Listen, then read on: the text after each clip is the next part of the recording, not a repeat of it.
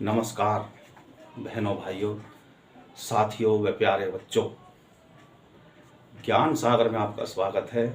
और हमारा जो विषय चला हुआ है वो है भारत में उपनिवेशिक युग। और हमने ये अध्याय कवर कर दिया था कई वीडियो में। और आप जो हम ये वीडियो बनाने जा रहे हैं, इस वीडियो में आप देखेंगे इसके प्रश्न उत्तर। मैं उसमें आपको एक मॉडल प्रश्न उत्तर बना के दूंगा। आप इसको चाहे और भी अच्छा बना सकते हैं। अध्याय से हमें क्या मिला वो, और इस अध्याय में जो है जब हमने ये पढ़ा तो इसके बाद में जो हमें मिला कंक्लूजन में उसको पहले बताएंगे। उसके बाद में प्रश्न उत्तर शुरू करेंगे। जब ये अध्याय शुरू हुआ था तो इसके पहले पेज के नीचे ये 4 प्रश्न दिए हुए थे। ये पूरे सब अध्याय की आत्मा है। जो इन 4 प्रश्नों को कर लेगा वो पूरे अध्याय के कहीं से भी कोई भी आदमी उससे पूछ ले, उनके जवाब फटाफट फटाफट दे देगा। तो हम पहले इस अध्याय से क्या मिला वो पढ़ते हैं। तो इस अध्याय को हमने पढ़ा तो हमने ये पाया कि आगे बढ़ने से पहले इसमें दे रखा है कि पुर्तगाली, डच, फ्रांसीसी और ब्रिटिश भारत की महान समृद्धि से आकर्षित हुए। उन्होंने उपमहाद्वीप पर वर्चस्व हेतु संघर्ष किया और अंततः ब्रिटिश शासन की प्रधानता हुई। यानी कि इस अध्याय में हमने पढ़ा तो सबसे पहले यहाँ पुर्तगाली आए, फिर डच आए, फिर फ्रांसीसी आए और बाद में ब्रिटिश आए। और इनमें आपस में रस्साकसी चलती रही और उस रस्साकसी में ब्रिटिश वाले जो है कामयाब हुए। और ये बाकी जितने थे ये एक कोने में लगा दिए उन्होंने, और पूरे भारत पे इन्होंने, ब्रिटिश वालों ने कब्जा कर लिया। तो हमें इस अध्याय से ये मिला। आगे हमें इस अध्याय में ये पाया कि ब्रिटिशों की निर्दयी कर नीति ने जनमानस को भारी कष्ट दिया, जिसके परिणाम स्वरूप भीषण अकाल पड़े और तथा उसमें लाखों लोग मारे गए। भारत के उद्योग को योजनाबद्ध तरीके से विनाश किया, तरह तरह के उनमें नुक्ते लगाए, कर लगाए और समस्त समृद्ध जो शिल्पकार परंपरा थी उस पे अत्यंत ही विनाशकारी प्रभाव हुआ। ये भी हमने इसमें देखा अध्याय में। फिर हमें इस अध्याय से ये प्राप्त हुआ कि धीरे धीरे ब्रिटिश शासन जो है का प्रशासनिक ढांचा, विधिक प्रणाली, यानी कि सबसे पहले तो उन्होंने प्रशासनिक ढांचा खड़ा करा, फिर उन्होंने भारत की कानून व्यवस्था प्रणाली बदली और उसके बाद में उन्होंने यहाँ की शैक्षिक वातावरण को बदला और मकाले मॉडल दिया, जिसने भारत के जो युवा पीढ़ी थी उसको खोखला कर दिया और भारत के जो गौरवशाली इतिहास था उससे उन्होंने विमुख कर दिया और उनको काल्पनिक बता दिया कि आप किस दुनिया में रह रहे हो।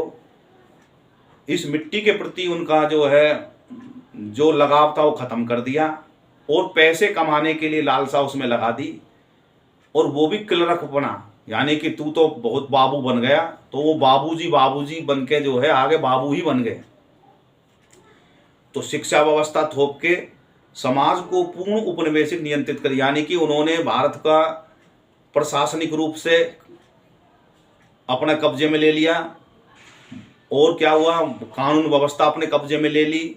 कानून व्यवस्था कब्जे में लेने से क्या हुआ कि जो न्याय प्रणाली थी वो अपने हाथ में ले ली। तो एक राजा के पास में क्या चीज़ होती है, ये सारी चीज़ें होती हैं। प्रशासनिक व्यवस्था भी राजा देखता था, कानून व्यवस्था भी उसके पास में होती थी और जो भी गुरुकुल शिक्षा पद्धति होती थी वो उसके संरक्षण में चलती थी, वो पैरेलल चलती थी। उसमें राजा का सीधा हस्तक्षेप नहीं होता था। वे अपनी प्राइवेट चीज़ें होती थी।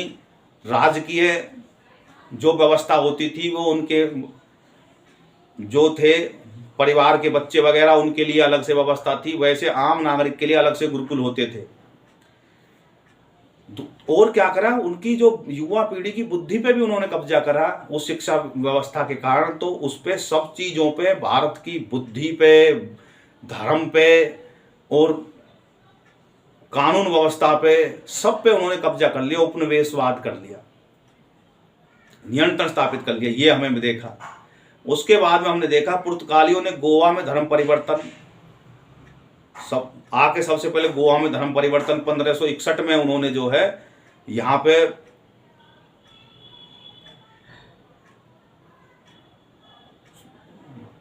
एक जो है न्यायाधिकरण उन्होंने बना दिया था और सांस्कृतिक पुनर्रचना पर विशेष बल दिया, जिससे समाज दीर्घकालिक विभाजन उत्पन्न हो गया।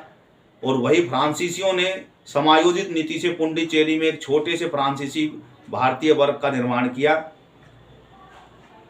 और आगे हमने देखा 18वीं शताब्दी के उत्तरार्ध में अनेक विद्रोह प्रारंभ हुए। तो 18वीं शताब्दी के उत्तरार्ध में क्या हुआ, क्योंकि अकाल पड़ने से उन पर कार्य भारी कर किसानों पर लगा दिया। फिर सन्यासी विद्रोह हुआ, सन्यासियों ने उनको जगाया और वे जो कर के रूप में जो उनसे उगाई करके जो ले जाते थे नाज को, उनको रास्ते में लूट मचानी शुरू कर दी, उनका जो है कोष को लूटना शुरू कर दिया, फिर उनको दस्यु बता दिया। और उसके बाद में जनजातीय का वो विद्रोह हुए, उसके बाद में किसानों का हुआ और बाद में जो है 1857 की क्रांति हुई। तो ये सब जो है 18वीं शताब्दी के उत्तरार्ध में हुआ, जिसमें 1857 की महान विद्रोह कुछ समय के लिए ब्रिटिश शासन संकट में डाल दिया था। यद्यपि इन अधिकांश विद्रोहों को क्रूरता से कुचला गया और 19वीं शताब्दी में भारत की शास्त्रीय संस्कृति, विशेषकर अनुवादित संस्कृत ग्रंथों के माध्यम से पश्चिम में पुनः प्रभावित हुई, जिसका दीर्घकालिक प्रभाव पड़ा। यानी कि 19वीं जो शताब्दी थी उसमें भारत के जितने भी शास्त्र थे उनको उन्होंने ट्रांसलेट कर लिया और वो ट्रांसलेट करके इंग्लैंड पश्चिम देशों में चले गए। वहाँ पे उन्होंने जो है जो थ्योरेटिकल, वहाँ पे उन्होंने थ्योरी गढ़नी शुरू कर दी, बड़े बड़े नए नए विद्वान लेकर के आने लगे और उन्होंने यहाँ की जो उसको जो है जूरिस्प्रूडेंस की बढ़ोतरी करी, वहाँ जाके नई नई थ्योरी बनाई। उन्होंने भारत के अर्थशास्त्र को समझा जो पुराने थे, चाणक्य के द्वारा बनाए हुए थे। और जेम्स एडम जो था उन्होंने अपना अर्थशास्त्र दे दिया और वो फादर ऑफ जो अर्थशास्त्र बन गए। भाई यहाँ के शास्त्र जब वहाँ पहुँचने लगे तो तरह तरह के जो है विद्रोही गतिविधि, कम्युनिस्टों का जो विचार के में प्रकटता भगवत गीता से वहाँ जब जर्मनी में पहुँच गई तो वहाँ से जो है भगवत गीता के उससे जो है ये कम्युनिस्टों का जो विचारधारा और प्रबल हो गई। तो ये सब जो है इस अध्याय में हमने देखा। अब बात आती है इसके प्रश्न उत्तरों की। तो प्रश्न उत्तरों में हमने जैसे पहले बताया कि इस अध्याय के शुरुआत के पन्ने में ये 4 प्रश्न उत्तर दिए हैं। सबसे पहले हम इनको बताते हैं, जो इनको कर लेगा वो समझ लो सारे पाठ को कर लेगा। तो सबसे पहले इसमें प्रश्न आता है उपनिवेशवाद क्या है। उसके बाद में बताया गया है कि यूरोपीय शक्तियों का भारत की ओर आकर्षित करने के क्या कारण थे। तो मैंने थोड़ी देर पहले बताए उपनिवेशिक काल से पूर्व तथा दौरान में भारत की आर्थिक व भू राजनीतिक स्थिति क्या थी। आगे ब्रिटिश उपनिवेशिक प्रभुत्व का भारत पर क्या प्रभाव पड़ा। ये 4 प्रश्न है। हम इनको एक एक करके इनको समझाते हैं कि भाई क्या जो है इसका। तो सबसे पहले प्रश्न है उपनिवेशवाद क्या है।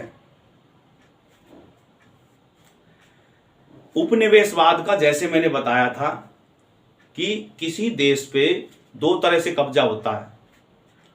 एक तो होता है सीधे गए, सेना लेके मार धाड़ करी और एक हरा दिया, वो कब्जा कर लिया, वो हो जाता है, वो सीधा वो उपनिवेश नहीं बनता। वो हमने उसको जीत लिया और हम विजेता बन गए। लेकिन उपनिवेश क्या होता, छद्म रूप से वहां प्रवेश करा जाता है और वहां जाके किसी कारणवश वहां जाके बसना शुरू कर देते हैं और फिर बसने के बाद में वहां की राजनीतिक और आर्थिक स्थिति को नियंत्रण में कर लेते हैं और प्रशासन पर भी अपनी पकड़ बना लेते हैं। और इस प्रकार से जो देश ने ऐसी गतिविधि करी वो जो सी देश में वो कर रहे हैं उसका उपनिवेश बन जाता है। क्या मतलब हुआ, उपनिवेशवाद का अर्थ है कि एक देश पर शासन करने करके एक देश पर दूसरे, मतलब क्या है कि एक देश दूसरे देश पे शासन करके उसकी भूमि, लोग और वस्तुओं का उपयोग अपने लाभ के लिए करे, यह अक्सर कहा जाता है कि लोगों के लिए गरीबी का कारण बनता है और उसके जीवन के जीने के तरीके बदल देता है। तो उपनिवेशवाद के का ये भी कहा जा सकता है, लेकिन मैं जो बता रहा हूं उपनिवेशवाद का मतलब होता है एक देश के द्वारा दूसरे देश में जाके छद्म तरीके से, अप्रत्यक्ष रूप से जाके वहाँ की सत्ता पे, अर्थव्यवस्था पे, लोगों पे, वहाँ की बुद्धि पे कब्जा कर लेना और उसे अपने हित में दोहन करना ही उपनिवेशवाद कहलाता है। आज भी ये जारी है। उदाहरण के रूप में आप हमारे बुद्धि को देखिए, हमारे युवा पीढ़ी को देखिए।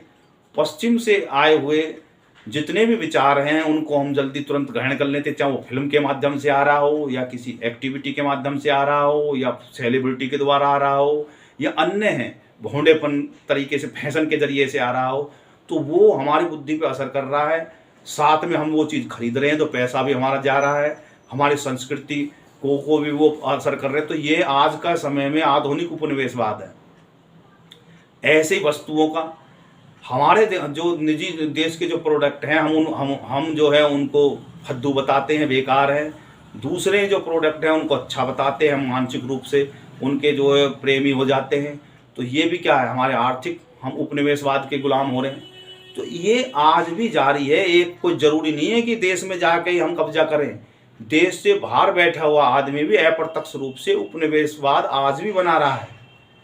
तो उपनिवेशवाद का क्या अर्थ है, फिर से समझो, रटने की जरूरत नहीं है। उपनिवेशवाद का मतलब है कि एक देश दूसरे देश पे येन केन प्रकेण वहाँ की अर्थव्यवस्था, बिजनेस, सत्ता, राजनीति, बुद्धि सबको अपने कब्जे में लेके अपने हित के अनुसार उनका उपयोग करे, पकड़ बनाए, उपनिवेशवाद कहलाता है।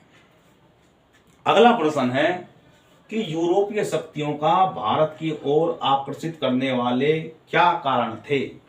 तो जब मैं इस अध्याय को पढ़ा रहा था तो मैंने बताया था कि कोई भी लोग किसी न किसी कारण से आते हैं, वो कारण को करने वाला कोई प्रेरणा स्रोत जरूर होता है। वो प्रेरणा स्रोत जो है उसको ये प्रेरणा कहाँ से आई, तो प्रेरणा के कई कारण मैंने बताए थे। तो शक्तियों का आकर्षण करने वाले क्या थे कि सबसे पहला उनका कारण था उनके गुरुओं के द्वारा ये आदेश दिया हुआ। गुरु कौन थे, उनके पादरी, क्योंकि ज़्यादातर यूरोपीय कंट्री में कौन थे, ईसाई। तो उनका मुख्य काम क्या था कि धर्म का प्रचार करने का सबसे पहला था कि धार्मिक रूप से हम पूरे संसार में ईसाई बनाएंगे। क्यों? क्योंकि अगर हम ईसाई बना देंगे तो वे ऑलरेडी हमारे लिए काम करेंगे, तो हमें अपना लक्ष्य को पाने के लिए आसानी होएगी।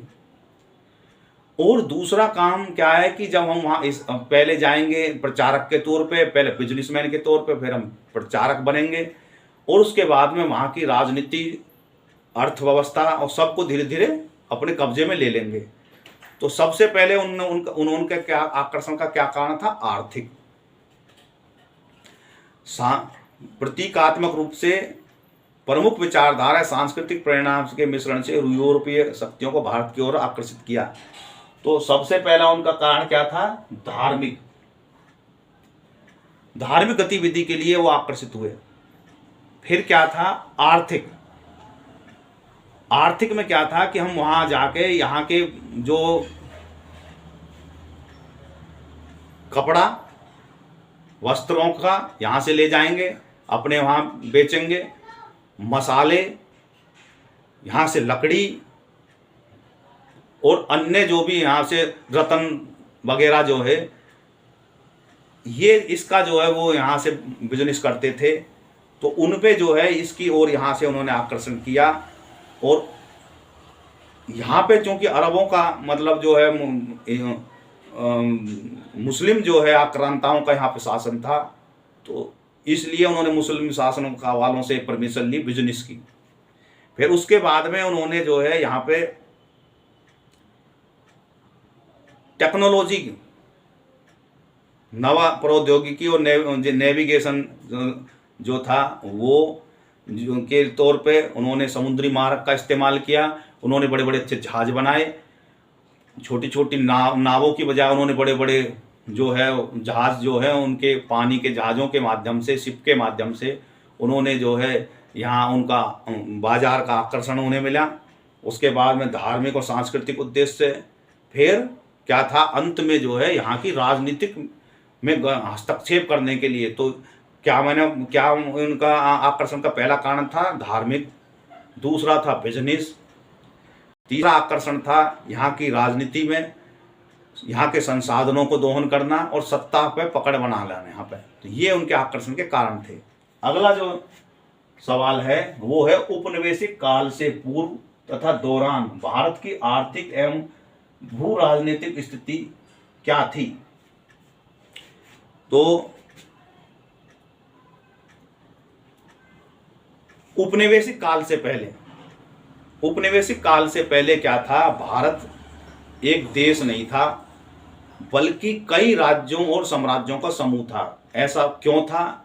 क्योंकि भारत की जो सत्ता थी वो सम्राट के अधीन होती थी और सम्राट जो होते थे वो पूरे क्षेत्र पे अपने सामंतों के माध्यम से वो शासन करते थे। तो भारत का जो सम्राट था वो था उस समय पे पृथ्वीराज चौहान, और पृथ्वीराज चौहान के संरक्षण में सारे सामंतों के माध्यम से भारत में, उत्तर भारत में व्यवस्था चली हुई थी दक्षिण तक, और आगे जो है अफगान और यहाँ तक जो है पाकिस्तान का सारे एरिया में उसका दबदबा था। पृथ्वीराज चौहान के हारने के बाद में यहाँ पे अफगान के जो आक्रांताएं थे उन्होंने यहाँ पकड़ बनाई, उनके 5 वंश रहे। तो क्या जब वो अंग्रेज उपनिवेशवाद यहाँ पे शुरू हुआ उससे पहले यहाँ पे क्या थे, जो था साम्राज्य व्यवस्था थी। वो साम्राज्य व्यवस्था में क्या था कि छोटे छोटे राज्य जो थे वो अपना अपना गतिविधि करे हुए थे, साम्राज्यों का समूह था और उन सभी के अपने अपने राजनीतिक एजेंडे थे। मुगलों, मराठों, राजपूतों, दक्षिण में अनेक शासक थे, सत्ता में विभाजन था और भारत जो अंतर्राष्ट्रीय व्यापार मार्गों के विशेष रूप से रत्नों, मसालों, वस्त्रों का महत्वपूर्ण केंद्र था और मध्य यूरोप और दक्षिण एशिया और अरब वाले जो कंट्री थे वो इसमें आकर्षित होते थे। और क्या था, भारत के राजाओं की कूटनीतिक जो थी वो स्वायत्तता का प्रयोग करते थे, गठबंधन उनमें करे जाते थे, गठबंधन करते थे और गठबंधन करके वो युद्ध भी लड़ते थे, संधियां भी संपन्न करते थे। भारत ने जो धर्म, कला, दर्शन जो है बड़ा चरम पे था और उसके माध्यम से अपने अपने इतिहास लिखे जाते थे और उसमें गौरव गाथाएं की कविताएं और काव्य लिखे जाते थे। तो इस प्रकार से जो है यहाँ पे बौद्ध और जो है हिंदू, सिख ये धर्मों का विकास चल रहा था। मुस्लिम जो है संप्रदाय का भी यहाँ पे चरम पे विकास हो रहा था। तो युद्ध के अधिकतर स्थिति में के मौर्य मुगलों या मुगलों के अखिल भारतीय जो अभियान था वो कम हो गया था जब वे आए। तो उस दौरान जो है ये स्थिति थी। उसके बाद में उपनिवेश काल के दौरान भारत की स्थिति क्या थी कि अंग्रेजों ने जो थे भारत की जो अर्थव्यवस्था थी उनको अच्छी तरीके से समझा, फिर राजनीतिक व्यवस्था को समझा, फिर उन्होंने क्या करा कि भारत में जो कुछ घटना था घटित होने दिया, उसको और आग लगाई। तो उसका परिणाम क्या हुआ कि मुगल जो है समुदाय मराठाओं ने कुचल दिया। बाद में मराठाओं को अंग्रेजों ने अपने चंगुल में ले लिया और मराठाओं से सत्ता छीन के और भारत में राजनीतिक रूप से अपना राज्य स्थापित कर लिया। तो ये उपनिवेश काल के दौरान में क्या हुआ कि भारत की जो अर्थव्यवस्था को पुनर्गठित किया। ब्रिटेन को कच्चा माल यहाँ में की आपूर्ति बेधड़क होने लगी और ब्रिटिश सामान खरीदने के लिए यहाँ के लोगों को मजबूर किया गया। क्यों किया गया? क्योंकि बाजार की मोनोपोली इस प्रकार से स्थापित कर दी कि भारत के जो उद्योग, जो प्रोडक्ट थे वो महंगे हो गए और जो हम बाहर से आने वाले सस्ते हो गए। तो लोग बाग भाई अपनी जेब देखते थे और इसलिए वे मजबूरी में जो है वो उनके जो थे, अपने जो भारत के जो लोग थे, उनके जो है गरीबी के भुखमरी में कगार में आ गए, और जो है वो और काम की ओर मुड़ने लगे पेट भरने के लिए। इसलिए भारत के उद्योग और शिल्पियों को भारी नुकसान हुआ। तीसरा जो है इसका आया है कि भारत की आर्थिक एवं भू राजनीतिक स्थिति क्या थी। तो भारत की भू और आर्थिक जो राजनीति की पहचान जो थी वो बदल गई। क्या बदल गई? क्योंकि भारत की विदेश नीति और रक्षा पे दोनों पे नियंत्रण जो है वो ब्रिटिशों का हो गया। ब्रिटिश राजों का पूरा आधिपत्य हो गया। विश्व में कोई भी स्वतंत्र स्थिति नहीं थी। भारतीय रियासतें स्वतंत्र थी, लेकिन उनके विदेश मामले, क्योंकि मैंने बताया था सहायक संधि उनसे हुई पड़ी थी, और सहायक संधि क्या थी कि आपको विदेश मामले और रक्षा मामले में जो है हम आपका सहयोग करेंगे। तो बताओ, तो कहने को जो रियासतें थी वो स्वतंत्र थी, लेकिन विदेश मामले में वो भी स्वतंत्र नहीं थी। लेकिन विदेश मामले में निपटने की उन्हें अनुमति नहीं थी। भारत की सीमाओं को उपनिवेशिक आवश्यकताओं के अनुसार बदला गया, सांस्कृतिक और ऐतिहासिक तथ्यों की उपेक्षा की गई, और भारतीय सैनिकों को ब्रिटिश हितों से आगे बढ़ने के लिए विदेश भेजा गया, चाहे वो विश्व युद्ध हो और उपनिवेशिक कानूनों का परिवर्तन करना हो। तो यहाँ पे क्या हुआ कि यहाँ के सिपाहियों को अफसर, यहाँ के जो लोग थे उनको सिपाही बना के रखा, बड़े बड़े अफसर तक उन्हें नहीं पहुँचने दिया, और जो बड़े बड़े अफसर थे वो अंग्रेजी रहते थे।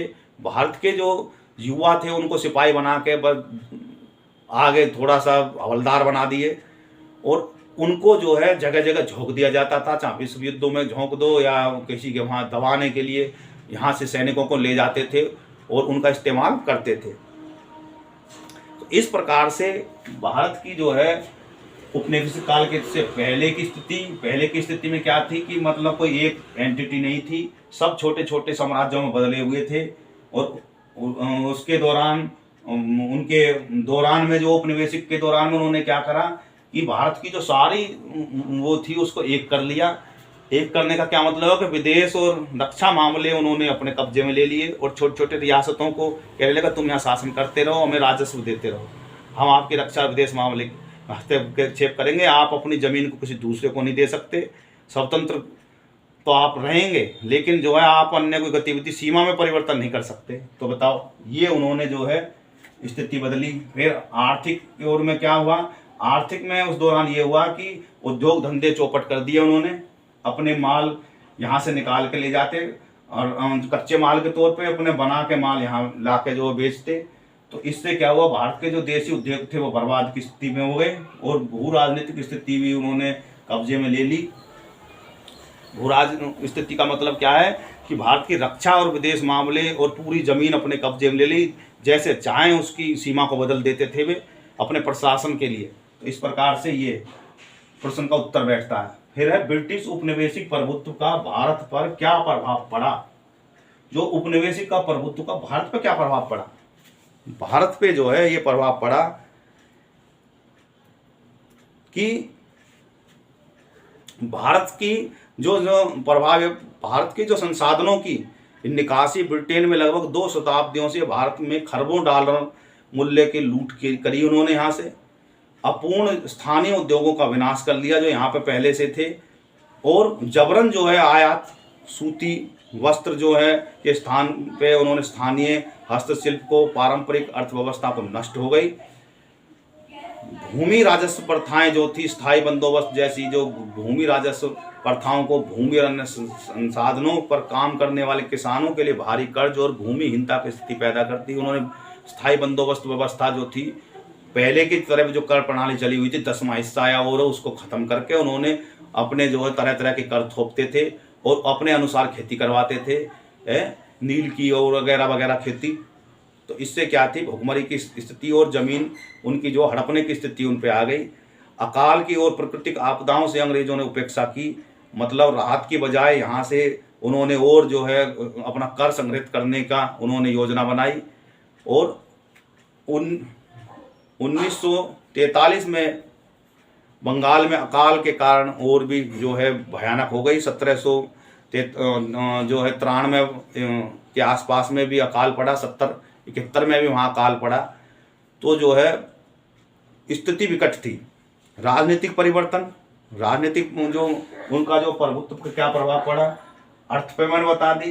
राजनीति पे क्या हुआ, राजनीति में ये परिवर्तन हुआ कि भारत में जो है जो संप्रभुता में जो हनक जो थी वो ब्रिटिशों की हो गई, और जो भारत में जो नेता थे वो बदल गए, विदेशी सत्ता के अधीन यहाँ हो गए। जो पहले यहाँ के जो पहले यहाँ पे मुगल थे, फिर मराठा हो गए सत्ताधारी, अब वो नेता बदल गए, मराठा वगैरह बदल गए, अब ये ब्रिटिश नेता बन गए यहाँ के।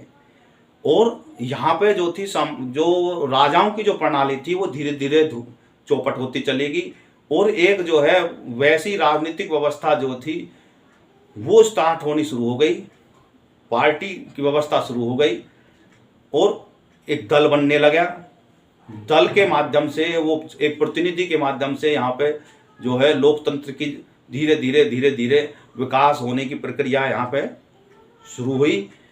तो सत्ता की जो संरचना थी, उन्होंने जो है विदेश मामले, विदेश नीति, रक्षा का नियंत्रण ब्रिटिश हाथों में चला गया।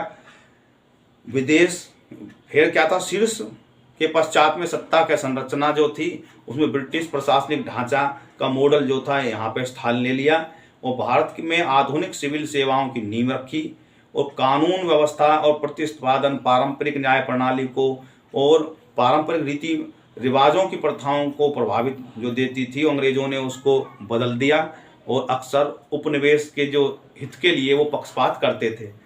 तो उन्होंने जो है, क्योंकि यहाँ पे जो परंपरागत रूप से जो यहाँ पे पंचायत प्रणाली से न्याय होता था उसको उन्होंने बंद करा दिया, और अपना कोड जो है सिविल कोड, क्रिमिनल कोड जो थे वो यहाँ पे लेके आए, और उसके माध्यम से एविडेंस एक्ट यहाँ का अब उन्होंने बनाया। उसके माध्यम से वो जो है एविडेंस होने लगे, और यहाँ की न्याय व्यवस्था जो थी उन्होंने कोर्ट सिस्टम यहाँ पे बनाया, स्थापित कराया, और उसमें उसी कोड के हिसाब से ही वो जो परंपरागत जो थे गवाही वगैरह जो होती थी वो खत्म हो गई। तो कहने का मतलब है कि उन्होंने न्याय प्रणाली स्थापित करी, अपनी सत्ता स्थापित करी अपने मॉडल से, इंग्लिश मॉडल से। तो सारा कुछ यहाँ पे जो है राजनीतिक परिवर्तन यहाँ पे कर लिया। सांस्कृतिक परिवर्तन में क्या हुआ कि यहाँ पे जो भारत का जो गौरवशाली कल्चर था वो उन्होंने ख़त्म कर दिया, और अपना इंग्लिश मॉडल यहाँ पे थोपना लगे। उसमें क्या था कि जो भारत के जो इतिहास की जो बातें थी उनको उन्होंने गौण कर दिया, और अपने वहाँ की जो थी विचारधारा और साहित्य जो थे उसको यहाँ पे थोपना शुरू कर दिया। और भारत के जो बच्चे थे, उनकी जो पीढ़ी थी, उनकी सोच इंग्लिश विचारधारा में उन्होंने अपने हिसाब से ढाल ली, और यहाँ के हित में उन्होंने बोलना कम कर दिया, और बस वही कहने लगे क्या है तुम गंवार हो, ये हो वो हो, जैसे आज के वो है। तो इस प्रकार से जो है वो लोग जो है भारत की हित में ना हो कि अंग्रेज हित को वो बढ़िया बताते नहीं, ये बहुत बढ़िया शासन कर रहे हैं, हमारे क्या थे तो ये था वो था, हम फलाना था, इस तरीके से। तो क्या था, शिक्षा व्यवस्था उन्होंने परिवर्तन कर लिया, और यहाँ के शास्त्रों को अपने हिसाब से उन्होंने ट्रांसलेट किया, और मैक्स मूलर जैसे जो थे वो यहाँ पे इस काम में लगे हुए थे। यहाँ के वेदों को उनको अपने हिसाब से ट्रांसलेट करके, मनुस्मृति को उनको, और यहाँ पे इंग्लिश में लोगों के हाथ में थमा दी, जो तिल का ताड़ बना के जोन सी ये अंग्रेजी व्यवस्था से जो दलित समाज के बच्चे पढ़ के निकले उनके हाथ में किताब थमा दी, कहने लगे देखो जी तुम्हारे साथ में क्या होता था। अब बताओ, उन्होंने ना तो संस्कृत का ज्ञान था और ना कुछ था, और उसको कुछ का कुछ समझ के उसका उन्होंने ट्रांसलेट जो किताब थी उनके हाथ में थमा दी, और यहाँ जहर बो दिया और फूट डाल दी यहाँ भारत के समाज में। तो इस हिसाब से उन्होंने जो पश्चिम की जो शिक्षा थी यहाँ पे अंग्रेजी भाषा में स्कूलों में स्वदेशी ज्ञान भाषाओं को दरकिनार कर दिया, और एक नया ही अभिजात वर्ग जो है कह लगे ये पढ़े लिखे जो हैं वो वर्ग जो हैं उन्हें तैयार कर दिया, जिसको भद्र लोग बोलने लगे। तो इस प्रकार से उन्होंने जो है अब संरचनाता का जो थी, यानी कि जो यहाँ की सड़कें हैं और रेल का नेटवर्क और टेलीग्राफ, जो आज का टेलीफोन है उस दौरान टेलीग्राफ होता था, उसका भी नेटवर्क यहाँ पर स्थापित किया, वो अपनी सहूलियत के हिसाब से, ताकि सूचना पहुँचाने में हमें आसानी हो, और ट्रांसपोर्टेशन में हमारे सैन्य गतिविधि के लिए आसानी हो, हमारा माल ले जाने लाने में आसानी हो। भारतीयों के लिए उस कुछ नहीं करा भाई, हमारे सहूलियत कैसे, शासन व्यवस्था में कैसे सहूलियत मिले, लेकिन लाभ तो भारतीयों को भी हुआ उससे। तो इसमें तो हम ये कहें कि भाई हम कंजूसी करेंगे, भाई भारतीयों को लाभ नहीं हुआ। भाई रेल में अंग्रेज भी चलते थे, भारत के भी चलते तो थे। उपयोग जब रेल बनी तो उपयोग तो सब नहीं करी। तो ये भी जो है पुल बनवाए, नहरों का जो था उनकी व्यवस्थाओं को दुरुस्त करा। तो इस प्रकार से भारत में जो है वो प्रभाव पड़ा। मूल रूप से जो प्रभाव पड़ा वो सांस्कृतिक रूप से पड़ा, बौद्धिक रूप से पड़ा, आर्थिक रूप से प्रभाव पड़ा। तो इसको हम इस तरीके से कर सकते हैं कि आर्थिक प्रभाव, राजनीतिक प्रभाव, शैक्षणिक प्रभाव, धार्मिक प्रभाव, ये सब तरीके से हम इसके उत्तर को लिख सकते हैं। इस वीडियो में इतना ही, क्योंकि अगली वीडियो में जो अध्याय के और प्रश्न के उत्तर हैं उनको हम सरल करेंगे। भारत माता की जय। जय हिंद, जय भारत।